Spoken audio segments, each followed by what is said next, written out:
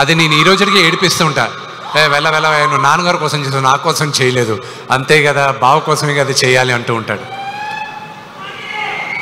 తన గురించి ఎంత చెప్పినా తక్కువే. ఇక్కడ వచ్చిన ప్రభాస్ అభిమానులందరికీ ఒకటే చెప్తాను, ఈ లైవ్ షో చూసే వాళ్ళకు కూడా ఒకటే చెప్తాను, అతన్ని ఒక స్టార్గా మీరు ప్రేమించేదానికన్నా నేను విపరీతంగా ప్రేమించేది అతని మానవత్వం కోసం. అతన్ని చూసుకొని అతని దగ్గర నుంచి ఈ తరం నేర్చుకోవాలి చాలా. కొంత డబ్బు వచ్చినా కొంత పేరు వచ్చినా మనుషులు మారిపోతూ ఉంటాడు. ఆ వ్యక్తి ఈరోజు భారతదేశంలో కాదు ప్రపంచంలోనే one of the biggest star.